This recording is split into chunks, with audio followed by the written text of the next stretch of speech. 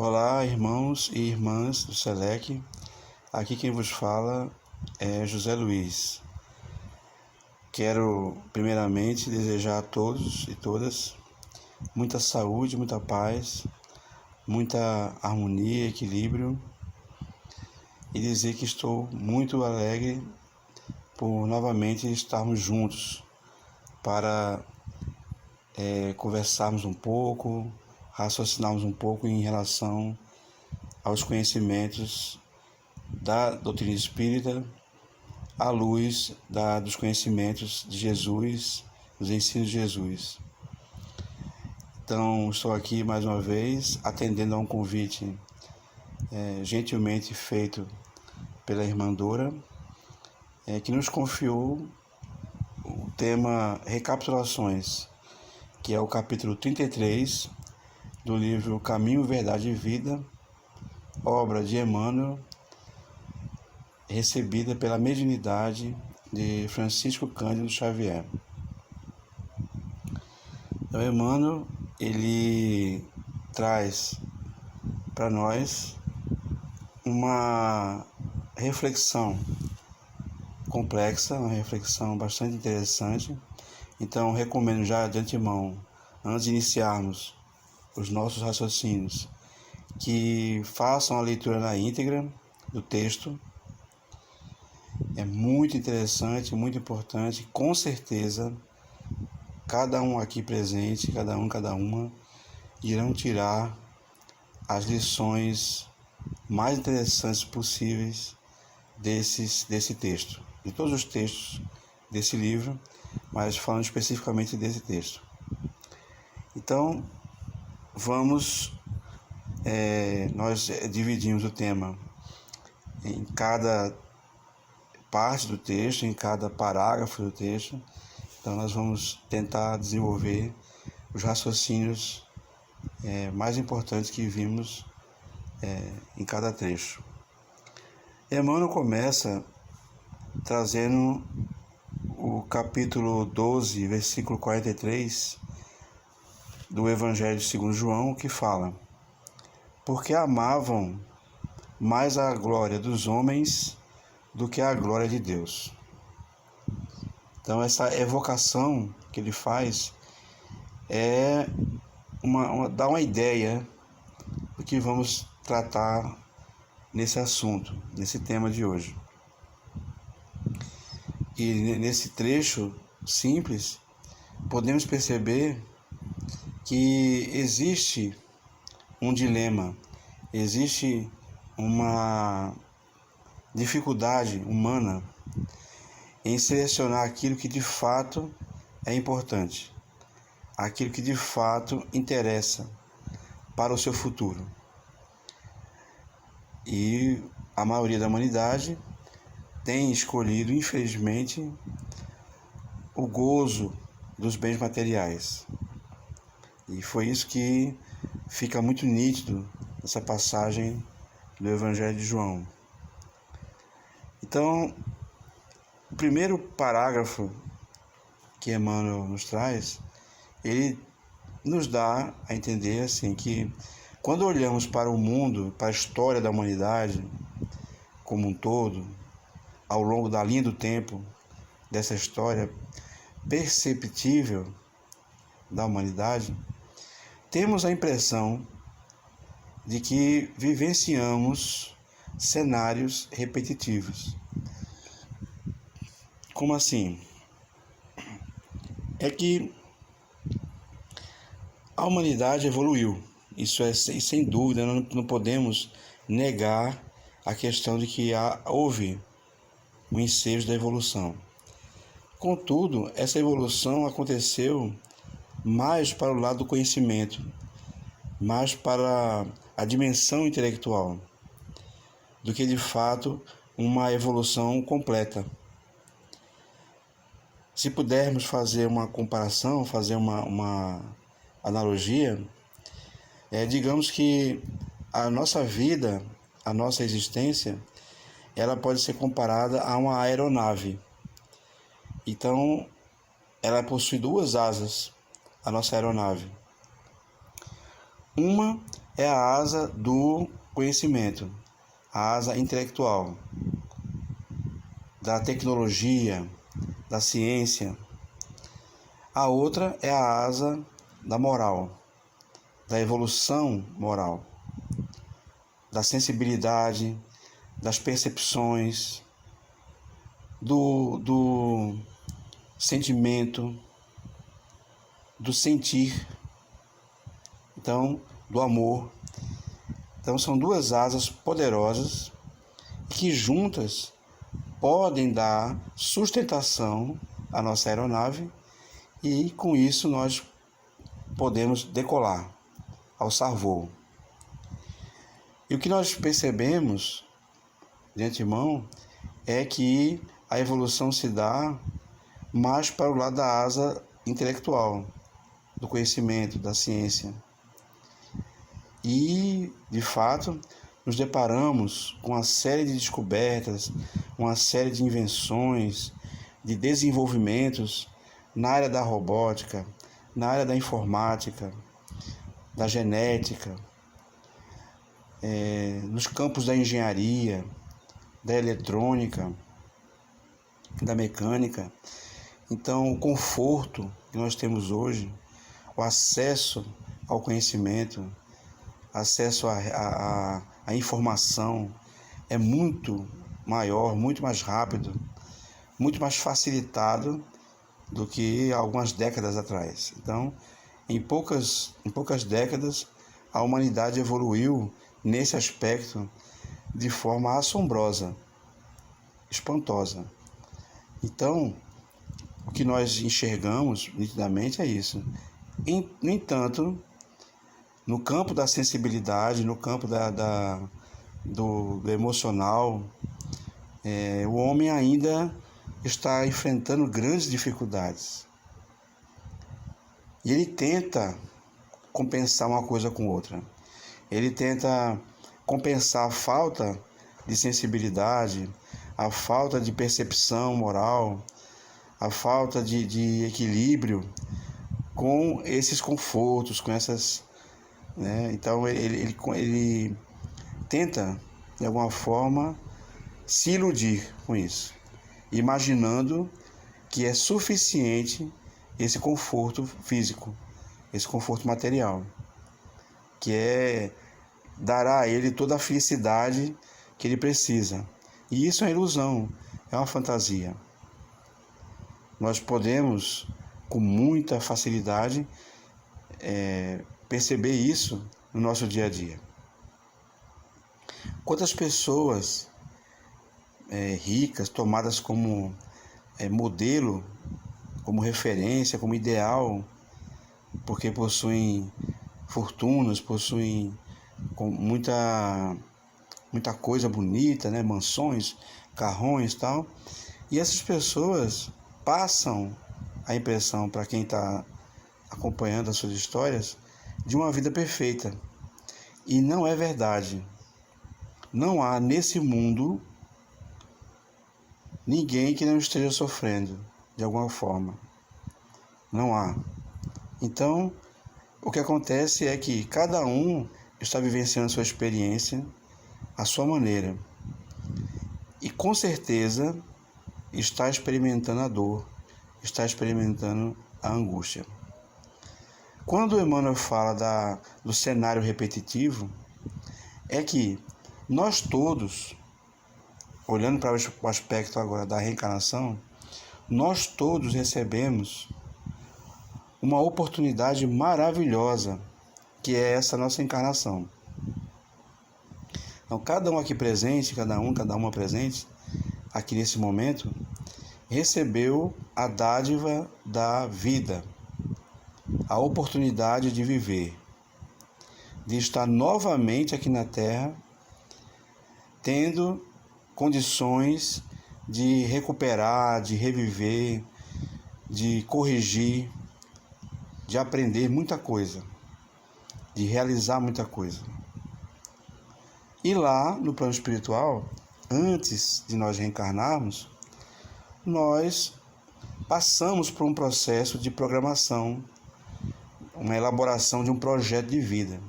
nesse projeto de vida, houve o comprometimento de que faríamos de tudo para realmente fazer dessa vida uma novidade, fazer dela uma novidade, de fazermos um esforço de não cairmos nas armadilhas das nossas tendências, dos nossos vícios, para que realmente pudéssemos fazer dessa experiência atual uma experiência inédita.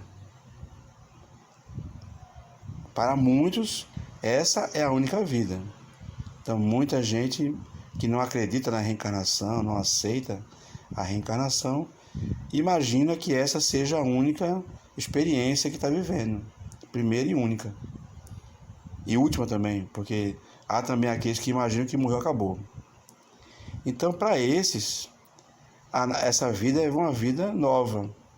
Contudo, se essas pessoas imaginassem ou tivessem uma visão ampliada para enxergar o seu passado, veriam que muitas das suas ações atuais são repetições daquilo que fizeram no passado. Muitas. São atitudes, são posturas, decisões que se transformam num ciclo vicioso. Por quê? Porque muitos de nós temos ainda a questão de nos acomodar, de ter apego à zona de conforto, à facilidade daquilo que é mais próximo daquilo que eu gosto, daquilo que eu quero. Mesmo até sabendo que aquele tipo de atitude, aquele tipo de vida, de comportamento, não nos levará a um destino feliz. Não consegue nos dar felicidade atualmente. Mesmo assim, acomodados naquela situação em que eu prefiro estar nessa forma do que arriscar, do que ousar mudar por algo novo. Então, essas pessoas caem na repetição dos vícios anteriores, antigos, da maldade, da maledicência, do orgulho, da vaidade, do preconceito. E assim, essas pessoas, elas vão se acomodando naquela atitude e terminam retornando à pátria espiritual com a forte impressão e depois com a certeza de que perderam muito tempo, de que houve um desperdício muito grande aqui na Terra. Que aquele momento que tinha sido tão importante, tão decisivo para a sua felicidade, para o seu equilíbrio interior, foi desperdiçado. Nós omitimos, nós deixamos passar oportunidades incríveis de sermos úteis, de sermos pessoas melhores, de contribuirmos com a vida das pessoas de uma forma mais serena, de uma forma mais útil, mais humana, mais próxima, que nós poderíamos ter nos entendido com os nossos desafetos, ou tratado melhor as pessoas que amávamos. E tudo isso não foi feito porque demos atenção demasiadamente àquilo que não vale a pena, aquilo que não precisava de tanta atenção. Muitos de nós têm essa ilusão, essa fantasia. Então, por exemplo, essa área mesmo do conhecimento, essa área intelectual, é muito comum encontrarmos o que nós chamamos na academia, aqueles que convivem na academia, de PhDeuses, que são profissionais da área da educação que atingiram níveis altíssimos de conhecimento, que na sua área são autoridades, que naquele contexto intelectual eles são tidos como pessoas, como referência, como modelo, etc. Mas se formos investigar o que é o conhecimento, o que é a sabedoria, essas pessoas não estão nem perto de chegar junto àquilo que seria considerado de fato sabedoria. Para o mundo ainda conseguem causar esse impacto de chamar a atenção porque tem inúmeros títulos, pós-graduações, doutorado, pós-doutorado, nessa, naquela universidade, fora e dentro do país e assim por diante. Então essas pessoas causam um impacto muito grande nos outros, mas se nós formos observá-las mais de perto, veremos que são pessoas comuns e que estão sim envolvidas mais uma vez numa armadilha que elas próprias já haviam caído em outras existências. A armadilha da vaidade, da arrogância, que se imaginam acima dos outros, se imaginam superiores à humanidade e que isso muitas vezes trava os seus pensamentos para as coisas mais simples, para as coisas mais importantes, que necessitavam de uma percepção, de uma sensibilidade maior, de um nível de humanidade maior e também de humildade, porque sem a humildade nós não conseguimos enxergar a nossa realidade, continuamos vivenciando as ilusões e as fantasias do mundo e, portanto, eis aí o cenário repetitivo.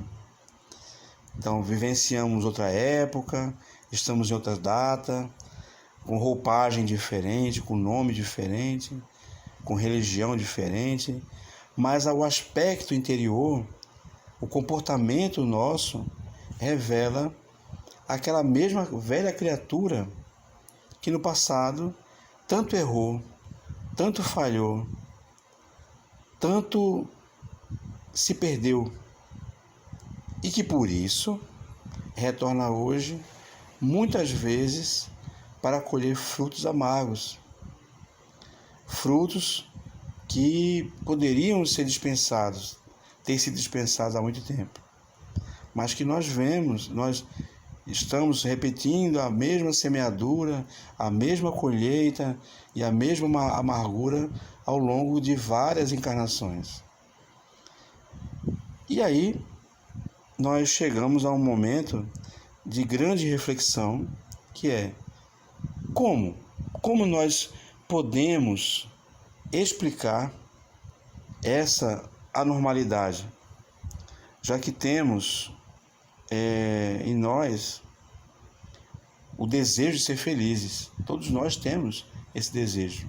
É do ser humano a questão da liberdade, de querer ser livre, de querer ser feliz, de querer conquistar.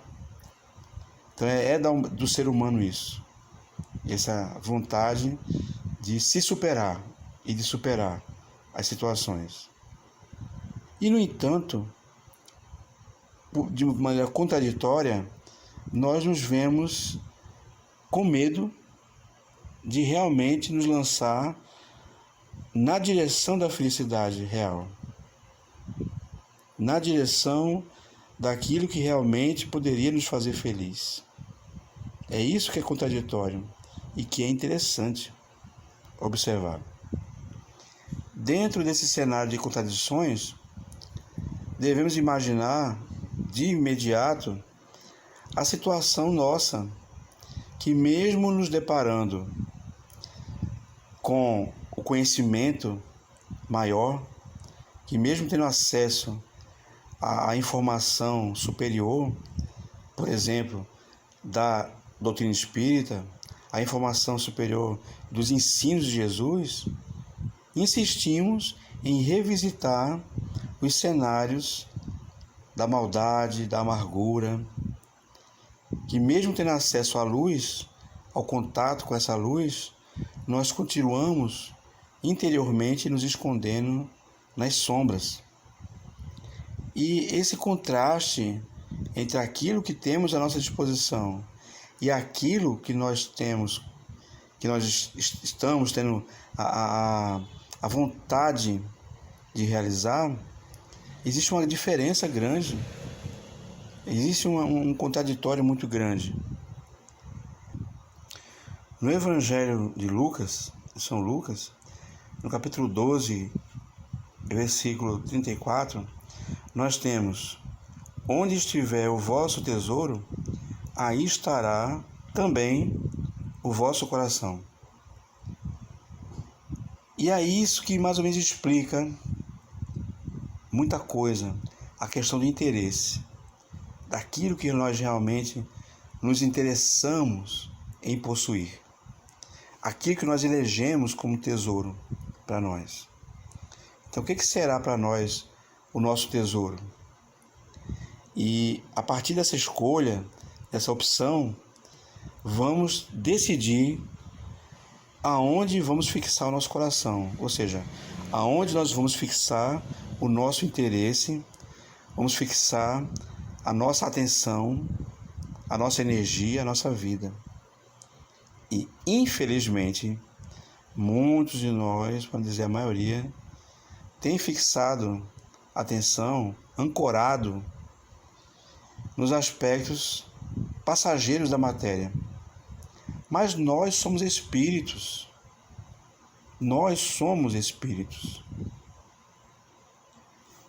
Estamos trajando a matéria, estamos nos utilizando do corpo físico, da matéria, para poder desenvolver experiências específicas na área da matéria, necessariamente para promover um avanço na nossa evolução, acelerar o nosso processo evolutivo.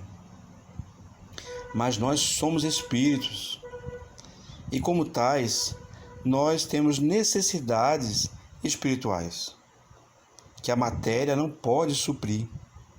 A matéria não pode satisfazer plenamente aquilo que não é da dimensão dela.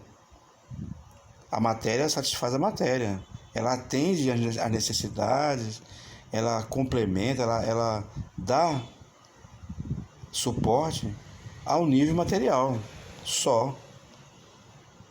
Do ponto de vista espiritual, existem os valores, existem as energias, as potências, existe aquilo que realmente vai suprir o espírito, que vai completar, que vai atender às necessidades do espírito. Mas como estamos dando atenção plena à matéria, e tão somente à matéria, como se nós fôssemos matéria, então cai o vazio. Abre-se um vazio enorme na nossa existência. Daí se explicar, por exemplo, porque algumas nações, alguns países bastante evoluídos, muito ricos, como Suíça, Japão, possuem níveis assustadores de suicídio. E por quê? Pessoas que estão vivendo com tanto conforto, com tanto luxo, tendo acesso a tantas facilidades, não se vendo privado do básico para viver, porque possuem até a mais do que realmente necessitam. E mesmo assim, é coisa notória, é coisa de jornal, é coisa da mídia, podemos ter acesso facilmente a isso, a essas informações. São países onde os níveis de violência contra si mesmo, que é o suicídio, é altíssimo. Não só isso, não só o suicídio, como a eutanásia, aborto. Então, são países onde se pratica muito isso. E não deveria, se a matéria fosse completamente satisfatória, se ela atendesse plenamente às nossas necessidades para sermos felizes, seriam os paraísos aqui na Terra, esses locais. Não haveria violência, não haveria nenhum tipo de experiência dolorosa nesse sentido. Mas existe. Então são irmãos e irmãs nossos que estão ali vivenciando uma experiência dolorosa, semeando um futuro muito amargo, muito doloroso, muito indigesto, e que vão colher esse tipo de situação, vão colher o reflexo, o resultado dessas atitudes, que não vão passar impunes. Então, observando isso, que nós estamos diante de uma realidade bastante interessante, em que a humanidade avançou muito, mas ela ainda está atrasada, é urgente, estamos é para ontem, como as pessoas dizem aí na gíria empresarial, é para ontem que nós deveríamos estar noutra situação, porque já temos tudo que necessitamos para evoluir moralmente. Nós temos as condições, as informações, temos acesso ao conhecimento, temos acesso a tudo, aos recursos, nós estamos evoluídos intelectualmente e para aceitar, para absorver, para entender melhor a nossa situação espiritual aqui na Terra. Então, aí, por quê? Por que tudo isso ainda acontece? Chegamos ao clímax, digamos assim, da nossa análise. Por quê? Tanta repetição de cenário, como vimos no começo. Por que as pessoas estão ainda se envolvendo nessas fantasias e ilusões? E aí, uma das razões, e a meu ver, é desagradável e doloroso reconhecer isso, mas é a maior verdade. Vontade. Simplesmente não estamos realizando, não estamos fazendo porque não queremos. André Luiz tem uma frase, pelo menos se atribui a ele essa frase, em que ele diz que quando nós queremos, encontramos um meio para fazer, para realizar. Quando não temos vontade, quando não queremos, qualquer desculpa serve. E temos dado muitas desculpas para não realizarmos coisas que são urgentes para nós, que podem parecer banais, podem parecer umas situações que isso aqui pode deixar para depois, isso aqui não é tão urgente. E é muito urgente. Vamos dar um exemplo. Ouvir uma pessoa que precisa de nós. Então nós temos uma grande vontade de desabafar, de exigir, de reivindicar, de querer direitos, de lutar por isso, aquilo, outro, de falarmos muito, de sermos ouvidos, o desabafo. Mas para ouvirmos, temos dificuldade, temos pressa, não temos paciência para ficar ouvindo uma pessoa que tem que narrar algo para a gente, que tem que desabafar algo para a gente, que precisava falar aquilo para alguém, que precisava abrir seu coração. E eu estou falando, não é de pessoa estranha não, que na rua pode se aproximar querendo falar com a gente, não. Eu estou falando de pessoas que convivem com a gente. Nossos filhos e filhas, esposo, esposa, amigos, vizinhos, aquelas pessoas que lidamos na convivência do centro espírita. Então, é nesse aspecto que é urgente, de parar para dar atenção a essas pessoas. Assim como nós queremos atenção para nós mesmos. É toda uma questão de empatia, de nos colocar no lugar do outro, sabendo que aquilo que eu desejo para mim, a partir dos ensinos de Jesus, eu aprendo isso, nós aprendemos isso, aquilo que eu quero para mim, a forma que eu quero as coisas para mim, eu também devo estender isso aos outros. Eu devo tratar as pessoas, eu devo me referir às pessoas, dedicar às pessoas da mesma forma que eu quero, que eu preciso, que eu mereço isso para mim. Então, o que nos falta é vontade. É olhar para o horizonte e realmente termos a coragem de enfrentar e de aceitar os desafios que estão sendo oferecidos. E podemos imaginar que seria muito mais interessante, muito mais importante para a nossa vida, essas atitudes simples são vitais para a nossa evolução, do que lutar tanto para acumular dinheiro no banco, para poder ter viagens internacionais, para termos roupas bonitas, para termos um aspecto físico bonito e ter acesso a tecnologia, acesso a esse conforto todo, e que lá na frente vamos ter que deixar tudo isso aqui na Terra. Ninguém leva um chip, um fio de cabelo, um botão de uma roupa, um parafuso de uma máquina, não leva um pedaço de grama que plantou no quintal consigo depois da morte. Tudo isso fica. Como diz nosso irmão Pascal, a verdadeira propriedade. Então o que é nosso? Ele explica de forma surpreendente, porque é de uma simplicidade, de uma profundidade realmente digna do Pascal.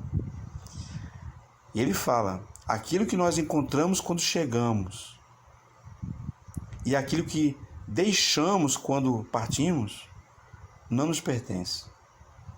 Gozamos por um certo tempo, usufruímos disso, temos o usufruto daquilo ali, temos até o direito de usar, porque precisamos enquanto encarnados, mas a partir do momento que eu tenho que deixar, não nos pertence, não é nosso. Deixamos aqui e partimos. Querendo ou não, aceitando ou não, gostando ou não, partimos. E aí? Como é que nós vamos nos deparar no plano espiritual a partir disso?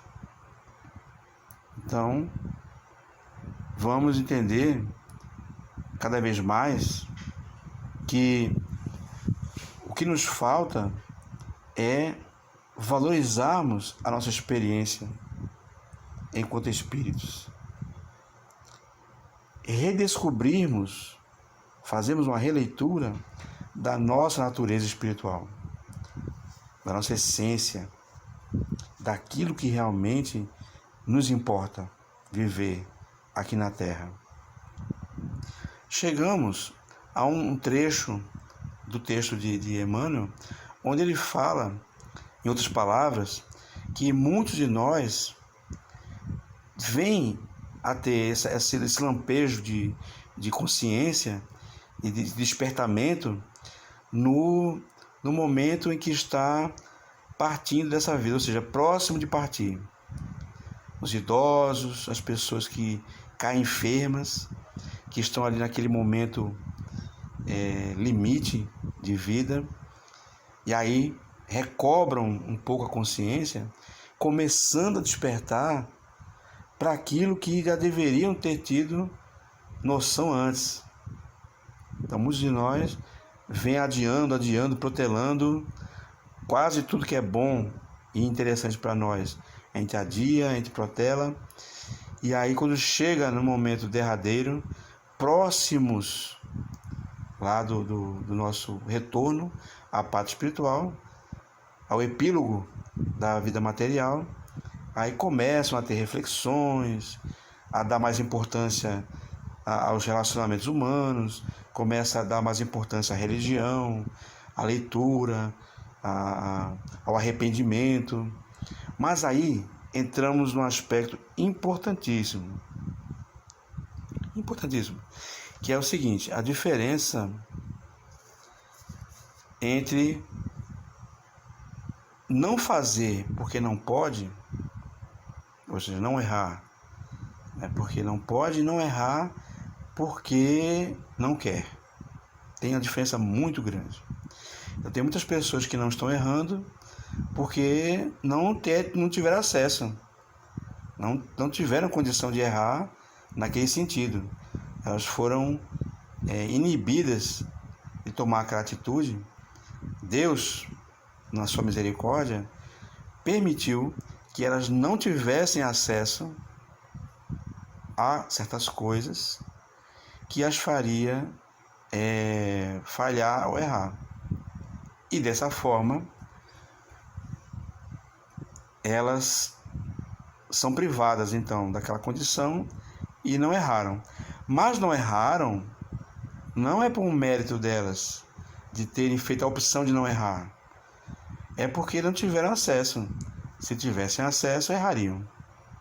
Então existe uma grande diferença. Façamos essa reflexão, essa paradinha para pensar um pouquinho nisso. Até que ponto nós não erramos porque não pudemos? Porque se tivéssemos acesso, se tivéssemos condições, teríamos errado, teríamos falhado, teríamos caído naquela armadilha, porque temos ainda uma tendência muito grande para aceitar esse tipo de situação. Então, Emmanuel fala sobre isso, aquela questão daqueles que deixam para refletir, que deixam para pensar nessas coisas lá no finalzinho da vida. Ou, como se fala, no finalzinho da vida material. E essa situação toda, ela é muito delicada, ela é muito importante. E nós devemos não desperdiçar. Emmanuel pergunta isso. E o que foi feito do alvorecer? O que foi feito do amanhecer, da luminosidade da manhã? Fazendo uma comparação, fazendo uma analogia entre as fases do dia, né? Amanhecer, o entardecer e o anoitecer. Sendo assim a juventude, e depois a maturidade, depois a senilidade e o retorno, o fim da vida material. Assim, encarando a noite dessa forma. Então, esse aspecto, essa transição, ela é muito importante e delicada. Então, no que foi feito da nossa infância e juventude? O que nós fizemos com aquela energia toda, com o potencial, com a capacidade de realização que todo jovem possui, aquela potência, aquela energia juvenil. E aí um alerta para os jovens que estão presentes nesse momento: não percam tempo com fantasias e ilusões. O tempo não para, o tempo não espera. O tempo vai passando de forma infreável, ele não tem como frear, você não tem como parar o tempo. E cada oportunidade que a gente não aproveita é uma perda que não tem volta. Passou, perdeu, acabou. Não existe recuperar tempo perdido, não existe isso. Então, não se deixem envolver com essa fantasia de que eu tenho que viver a minha juventude, eu tenho que estar ali na balada, eu tenho que estar envolvido nisso, naquilo outro, muita alegria, muita, né? Mas é muito desperdício de energia, é muito desperdício de vida, porque são momentos que eu poderia estar aplicando em benefício das pessoas que precisam de mim. Eu poderia estar dedicando essa energia à sociedade que tanto carece de ajuda. Eu poderia estar desenvolvendo e investindo em projetos que realmente tivessem uma repercussão muito grande, muito ousada na sociedade em que vivemos. Então, não é aqui sermão, não é um conselho aí para ficarmos amargos, daquela juventude presa, não. Nós podemos ser muito felizes, muito alegres, muito ousados, mas ajudando. Jesus foi um jovem ousado.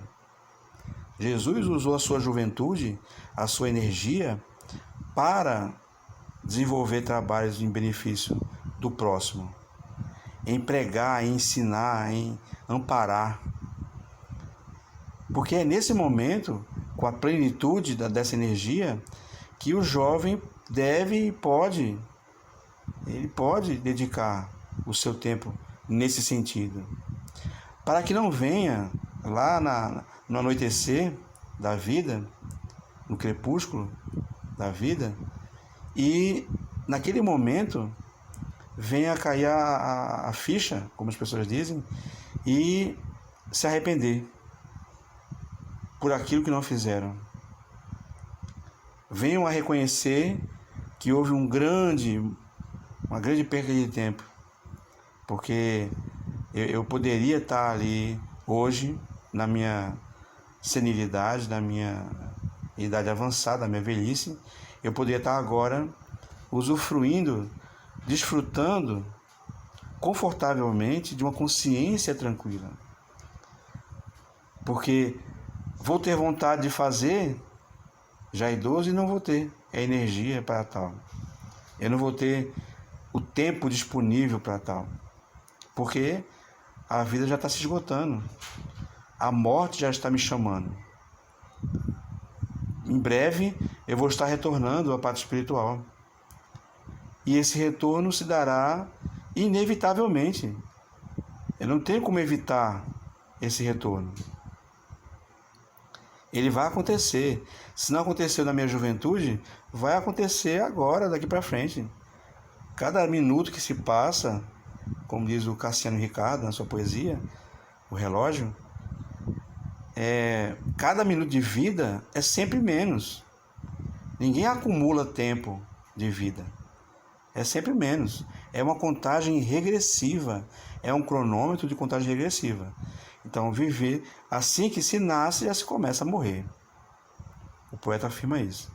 E está certíssimo. Nós estamos diante de uma situação em que cada minuto de vida que não vivemos é um prejuízo inestimável. É uma ação que deveríamos ter feito e não fizemos. E depois não adianta ter arrependimento. Emmanuel pergunta isso. De que adianta essas reflexões realizadas no crepúsculo da nossa vida? Ou seja, naquele momento já de partir dessa vida para outra, o que adianta agora isso? Eu imaginar que eu deveria ter feito isso, eu poderia ter feito aquilo, eu tive tempo, mas não fiz, não adianta nada, não vai resolver nada. E agora realmente vai ficar agora para depois. Mas depois vai ser quando? Em que situação? Em que circunstâncias vão se dar esse depois? Será que eu vou ter tempo, vou ter condição de revisitar as pessoas que precisam de mim? Quantas pessoas precisam de mim nesse momento? E eu preciso tentar atender. Eu preciso, mesmo que eu não consiga, mas eu tenho que tentar. Eu tenho que tentar atender essas pessoas que precisam de mim. Essa é a realidade da juventude, da infância e juventude. Infância e juventude que tiveram acesso a esses conhecimentos, como as que estão aqui presentes, que porventura estejam aqui presentes. Então não tenhamos dúvida de que o nosso tempo é um recurso importantíssimo, fundamental. Podemos entender esse tema, recapitulações, como sendo um grande alerta para a humanidade, como um todo, em que o planeta vive uma transição entre a categoria de expiações e provas, está transitando para o mundo de regeneração. Essa transição, como qualquer outra, é sempre dolorosa, sempre está ali tendo reviravoltas, porque nós temos duas opções aqui na Terra. Nós aprendemos isso com o Espiritismo. Nós temos duas opções de aprendizado aqui na Terra. Ou nós aprendemos pelo amor, através do carinho, através da doçura, da meiguice, né, enfim, daquela forma tranquila de aprender, ou pela dor. Então, aquele que insiste, que resiste em não aprender pelo amor, inevitavelmente ele vai aprender pela dor. E como é isso? Como é que funciona isso? Funciona das formas que nós temos visto. Através da pandemia, através de catástrofes, de situações que mexem com o coletivo, que abalam a estrutura da sociedade, através de situações dolorosas mesmo. Então, essas sensações desagradáveis, elas são os mecanismos de Deus para nos impulsionar, para nos estimular à mudança. Já que não ocorreu a mudança no tempo certo, no tempo que devia, no tempo que nós tivemos chance de fazer aquilo na boa, tranquilamente, então vem da forma pesada, vem na espora, para poder a gente não parar no tempo, para a gente não se acomodar no tempo, não estagnar. Então, nós devemos valorizar esses momentos. Se temos a oportunidade de aprender pelo amor, aprendamos. Não adiemos nosso aprendizado para quando estivermos no limite, na urgência, no último dia, no último momento. Então, a nossa reencarnação, a nossa encarnação é uma oportunidade única. Única. O passado já passou. Tem lá as suas experiências, nós estamos colhendo o que plantamos no passado, tivemos lá nossas conquistas intelectuais e morais, tal. Mas passou. Não existe mais. Não faz parte da nossa vida. E o futuro? O futuro não chegou ainda. É aquilo que vai acontecer. É aquilo que vai surgir. Um novo amanhecer. Então, o momento presente é o momento mais importante. É o agora. É nele que vamos plantar o futuro. É nele que vamos colher o passado. É nele que vamos viver. Ninguém vive o passado, ninguém vive o futuro. Vive o presente. Então, vivendo o presente, de que forma? De forma alienada? Tem gente que vive preso ao passado. O saudosismo, aquela questão que está ali. O passado era melhor, antigamente era melhor. Ou então, preso a coisas que errou no passado, a coisas que cometeu de errado no passado, tal. Tem outros alienados que estão vivendo o futuro, tentando viver uma coisa que não existe. Sonhando, projetando, quando eu for, se eu for, naquele momento, um dia, quem sabe, tal. Adiando coisas, dizendo que não tem ainda recurso, mas está lutando, está correndo atrás, como desculpa para não realizar no presente. Então, esses grupos vão colher, inevitavelmente e infelizmente, as consequências dessas atitudes alienadas. De estar preso ao passado ou de estar sonhando e se iludindo com o futuro. Então, vamos cair na real. E o que é real? O presente, o momento, o agora. Não adiemos um ato de bondade, um ato de ternura, um ato de sensibilidade. Não façamos isso. Qual é o melhor momento de se fazer o bem? O hoje, o agora. Com quem? Com quem tiver ao nosso alcance. Quem estiver à nossa volta. Quem estiver mais próximo mesmo, literalmente próximo, tá lá. É um filho, é um amigo, é uma pessoa na rua, que eu estou ali testemunhando a necessidade dela. Então é aquele momento que eu tenho que aproveitar para ser útil. Não é outro momento, é aqui, é agora, é aquele momento. Não é esperar um projeto, fazer uma tese, uma teoria, não. É aquele, é o instante, é a oportunidade de se fazer o bem ali naquele momento. Tem outra não. Deixou para depois, perdeu, acabou. Aquele momento não volta mais. Não volta. E vai ser computado como desperdício. Vai ser contabilizado como omissão. O que Richard Simonetti chama de omissão dos bons. Tá? Estamos cheios de omissões dos bons. Pessoas que são muito boas, pessoas muito inteligentes, um potencial incrível de fazer o bem e não fazem porque ficam encontrando pretextos e argumentos e dizendo, esperando, tal, adiando e nunca fazem. Resultado: são pessoas muito boas, vazias de atitude e que não vão conquistar espaço muito feliz não, no mundo espiritual.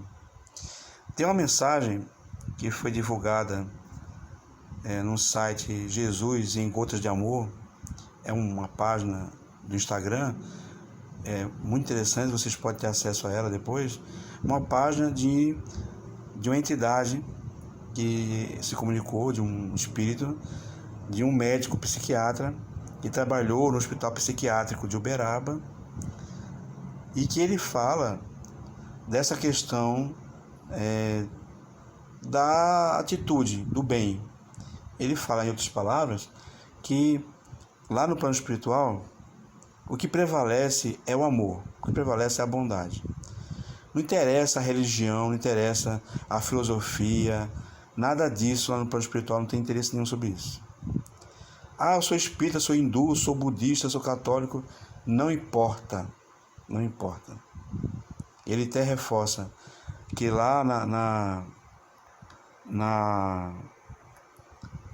em Nosso Lar, na cidade espiritual Nosso Lar, o que mais interessa lá não são a população de espíritas. Em Nosso Lar, a população que mais cresce lá não é espírita, não. Então, os habitantes lá, os que estão lá frequentando a cidade, Nosso Lar,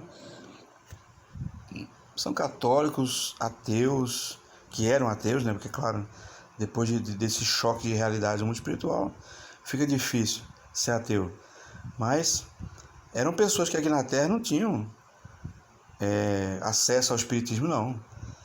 E tiveram acesso tranquilo ao Nosso Lar, foram amparados, vivem na boa. E que, pelo contrário, a população de espíritas em Nosso Lar é pequena. Então, por quê? Coincidindo com um alerta que Chico Xavier nos deu, que os espíritas não estão desencarnando bem.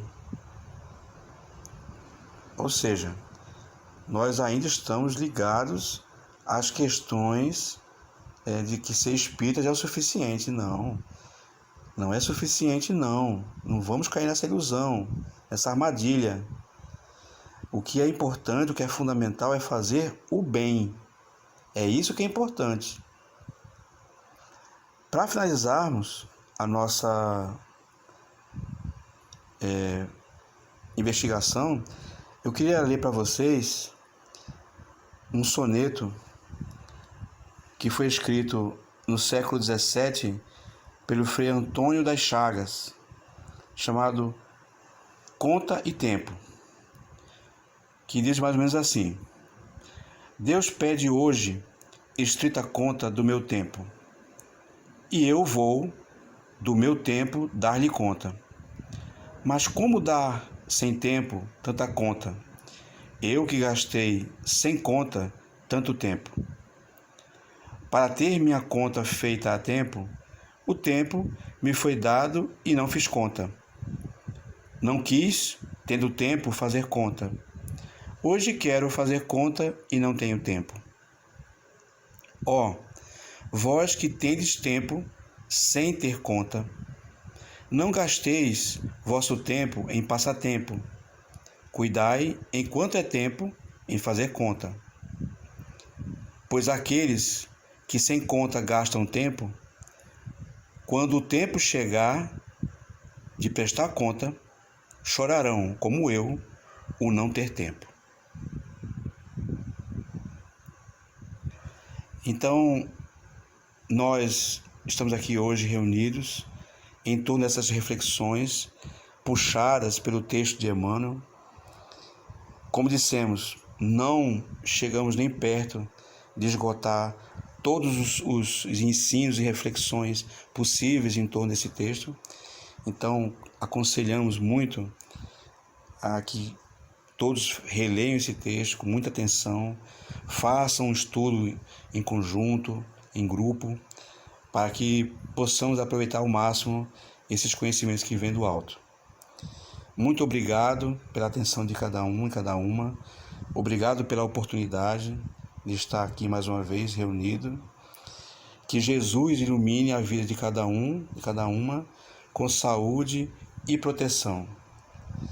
Que nós possamos, em breve, estarmos juntos em contato direto e não assim virtual. Muito obrigado pela oportunidade. Que Deus os abençoe com muita luz, com muita saúde, com muita proteção. Até a próxima oportunidade, se assim Deus permitir.